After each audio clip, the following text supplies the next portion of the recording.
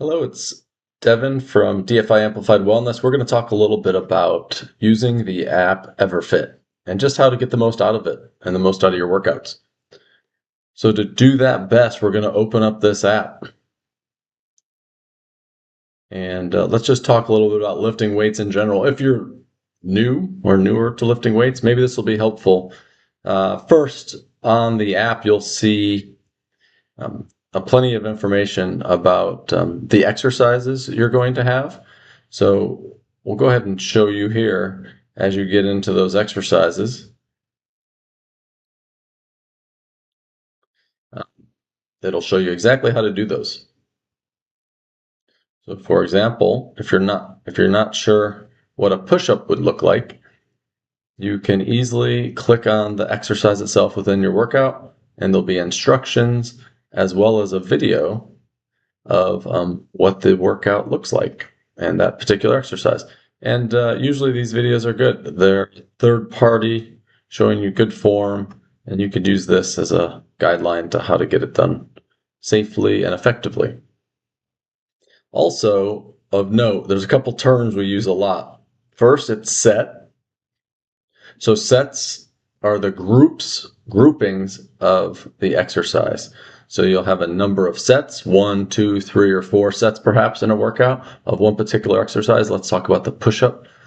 And then you'll also have the number of reps, short for repetition. So it's basic. Maybe that's new to you, probably not, but you're going to have a number of sets and a number of reps. So how many of each exercise you do. And that's important to keep in mind. Something we will work up to, we always work up to with our clients, is really pushing these workouts to failure. If you go to the gym and just do an exercise, let's talk about incline chest press here. We'll show Charity doing that.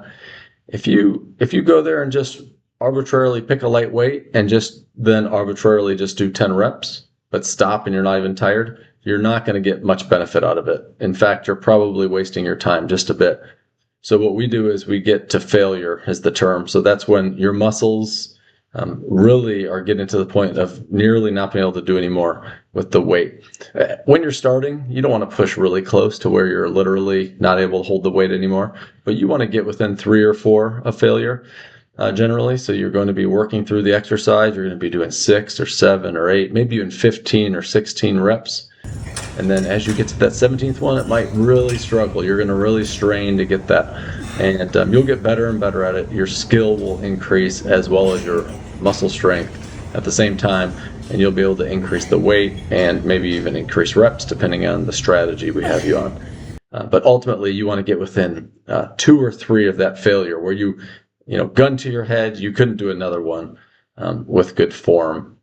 If your life depended on it. That's what true muscle failure is. And that's where you truly get your muscle strength improvements and your muscle health improves as well. So that's just a little bit of background. Now back to Everfit. If we just show you going into Everfit from the very beginning and go to the Today page, that's where a lot of our information goes, welcomes you, if you will. So you can find your exercises for the day. If there's more than one workout to do, which oftentimes there are because they're just broken into small pieces, you'll find them all listed. You just have to scroll left to right to get those. After that, below that is the task list. So again, you'll find those. You could click the task list as well as the exercise list, workout list, and get to the calendar. Circles mark where there's something scheduled for that day. If you go further down, if you have your step tracker integrated to Everfit, you'll see your steps there, and your calories will be integrated as well. Hopefully you haven't eaten as much as I did today, but you'll also see your calories integrated into here if you have your MyFitnessPal set up, and then your community forums, which we've been using in our group. So back to the daily exercises and just talk about a few little helpful hints there. So this is really important. You're going to get to your gym, or if you're working out at home, you're going to go find what you're doing for the day. So let's look at this one. When you're doing your workout, we're going to be talking to you a lot about pushing yourself to get either more reps or higher weights when you're doing your work. So for example, I can hit that little circle, arrowed circle with the check mark right there, and it actually pulls up my history, you can see. So you can see it shows me a chart since May 22nd is when I did my first workout with that exercise. And it shows me how many pounds and how many reps I did. 0 I put in there because I wasn't using any weight for a sit-up type motion. And then anywhere from 20 to 25 pounds and so on. And so it shows me a history with that specific medicine ball sit-up throw. It's really important because if I couldn't remember and I know I'm feeling good, I want to go after my PR, my personal record for this exercise, I know I need to do 25 pounds, 26 reps. That would get me my personal record. And in fact, this 3 stars here indicate that I've achieved a volume record, a max rep or max volume record as well. So it just indicates you've achieved something special. And that's ultimately what we want to do regularly during our workouts is go ahead and get cherry pick when you want to go really strong on a given day. You feel good and you want to do something really special as far as moving your weight, because that's what your muscles need. They need you to push them beyond some limits that maybe you gave them prior.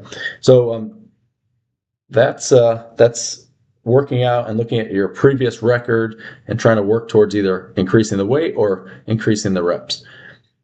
The last thing I'll show you is oftentimes, life happens and you might need to reschedule yourself. So it's actually very easy to do. So not the Today page, but the coaching page, which has the little dumbbell. And you can see now the schedule with the circle around the number. So that's actually your dates. Every circle indicates you have a workout or something scheduled. So if I click that, you can now see it in this date format. So you can see there's a few different ways to reschedule this. The easiest way now, you can rearrange your whole week. So you see all these things. You can say, I've got a Thursday. I'm really busy with something. So you're going to hit these. The top right has 2 arrows making the shape of sort of a rectangle. And now you can literally rearrange things. So I could take this dead hang longevity grip test. I hold my finger over and I could bring it into tomorrow, let's say, because I know I'm going somewhere that has a pull-up bar where I could practice my dead hang. So I'm going to put it into that spot for tomorrow. Now you can see it's moved from Friday to Tuesday. So there you go. There's some tips for Everfit. And hopefully these are helpful little tips, just things that we use, Coach Charity and I, every day while we're using this app, and to push ourselves because we like to see continual improvement out of ourselves. So getting a little stronger, getting a little faster, doing more reps, doing more volume, doing higher weights, whatever they are, going after it and balancing that out and staying healthy at the same time. So thank you for watching and good luck on your Everfit.